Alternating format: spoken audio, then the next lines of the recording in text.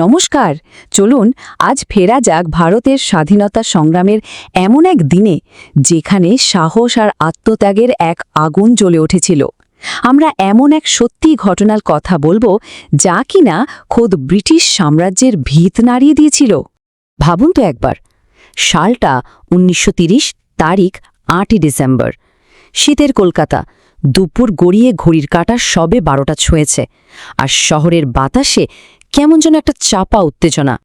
আর এই সব কিছুর কেন্দ্রবিন্দু কলকাতার ডালহাউসি স্কোয়ারের সেই বিশাল লাল বাড়িটা, রাইটার্স বিল্ডিং। এটা কিন্তু শুধু একটা সাধারণ অফিস বিল্ডিং ছিল না, এটা ছিল বাংলায় ব্রিটিশ ক্ষমতার একেবারে কেন্দ্রবিন্দু, মানে বলতে পারেন একেবারে সিংহের গুহা। আর ঠিক সেই সিংহের গুহাতে সিংহ শিকার করার পণ নিয়ে একটা ট্যাক্সি থেকে নামলেন 3 জন বাঙালি যুবক। তাদের লক্ষ্য ছিল একদম পরিষ্কার, আর মিশন সে তো ছিল সাংঘাতিক।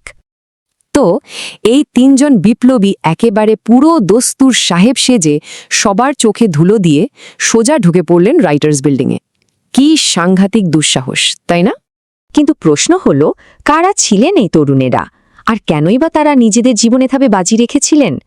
চলুন এই ঘটনার ভেতরে ঝোকার আগে তাদের পরিচয়টা একটু জেনে নিই। ইতিহাসে এরা অমর হয়ে আছেন বিবাদী নামে। বিনয়, বাদল আর দীনেশ, বিপ্লবের যেন 3টে জ্বলন্ত অগ্নিশিখা। এই যে দেখুন, দলের নেতৃত্বে ছিলেন বিনয় বসু, বয়স মাত্র 22, একজন মেডিকেলের ছাত্র।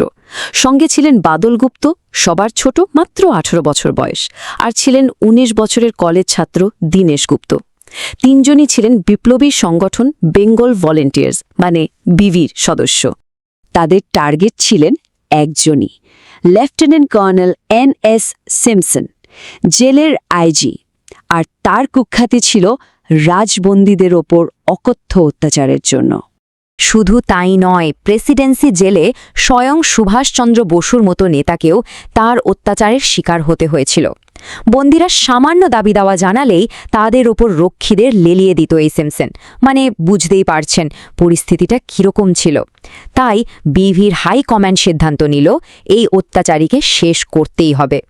আচ্ছা, চলুন আবার আমরা ফিরে যাই রাইটার্স বিল্ডিংয়ের ভেতরে। ঘড়িতে তখন দুপুর 12টা বেজে 5। 3 বিপ্লবী নিঃশব্দে দাঁড়িয়ে সিমসনের ঘরের সামনে। আর ঠিক এখান থেকেই শুরু হতে চলেছে সেই ঐতিহাসিক লড়াই। পরের মুহূর্তেই 3 জন একসাথে ধাক্কা দিয়ে ঢুকে পড়লেন সিমসনের ঘরে। কর্নেল কিছু বুঝে ওঠার আগেই 1, 2, 3 গর্জে উঠল 3টে রিভলভার। সিমসনের রক্তাক্ত দেহটা চেয়ারের ওপরেই লুটিয়ে পড়ল। কিন্তু সিমসনের মৃত্যুতেই সব শেষ হয়ে গেল না, বরং এখান থেকে শুরু হলো আসল যুদ্ধ। ভাবুন, একদিকে মাত্র 3 জন যুবক, হাতে মাত্র 3টে রিভলভার, আর অন্যদিকে রাইফেল হাতে বিশাল ব্রিটিশ পুলিশ আর গুর্খা বাহিনী। ক্ষমতার অলিন্দে এ এক অবিশ্বাস্য অসম লড়াই। এই লড়াই ব্রিটিশ প্রশাসনকে এতটাই নাড়িয়ে দিয়েছিল যে পরের দিনের দ্য স্টেটসম্যান পত্রিকাও এটাকে কোনো সাধারণ হামলা বলতে পারল না।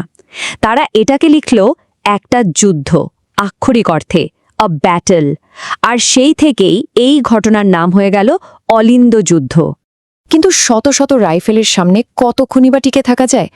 একসময় গুলি প্রায় শেষের দিকে 3 বিপ্লবী পিছু হটে একটা ঘরে আশ্রয় নিলেন। তারা ভালো করেই জানতেন তাদের শেষ সময় এসে গেছে। কিন্তু ধরা দেওয়া না, সেটা তাদের পরিকল্পনায় ছিলই না। তাদের প্রতিজ্ঞা ছিল একদম পরিষ্কার, লড়ব শেষ বুলেট পর্যন্ত, তবু ইংরেজদের হাতে ধরা পড়ব না। শহীদের মৃত্যুই তাদের একমাত্র লক্ষ্য ছিল। আর ঠিক সেটাই হল। বাদল গুপ্ত বন্দে মাতারম ধ্বনি দিয়ে পটাশিয়াম সায়ানাইড মুখে পুরে দিলেন। মুহূর্তের মধ্যে তার মৃত্যু হল। আর বাদলকে দেখে বিনয় আর দীনেশও নিজেদের রিভলভারের নল মাথায় ঠেকিয়ে ট্রিগার টেনে দিলেন।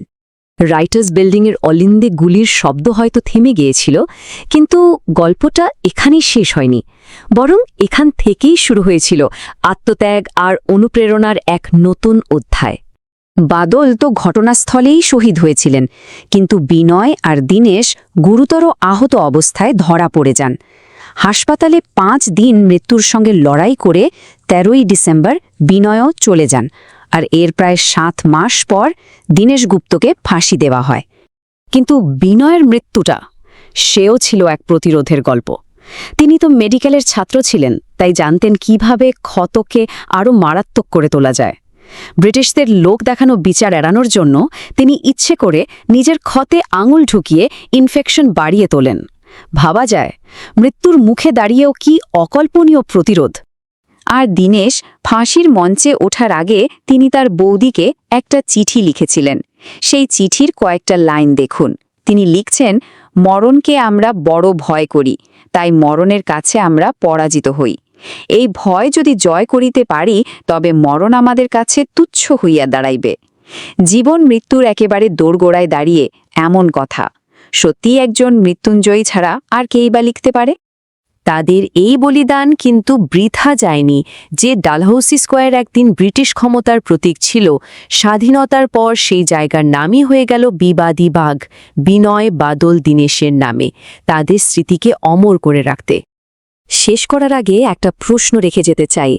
কিভাবে মাত্র কয়েক ঘন্টার একটা ঘটনা, মাত্র 3 জন তরুণের একটা দুঃসাহসিক পদক্ষেপ একটা দেশের স্বাধীনতার ইতিহাসের পাতায় এমনভাবে খোদাই হয়ে থেকে যেতে পারে? এটা আমাদের সবার জন্য একটা ভাবনার বিষয়, তাই না?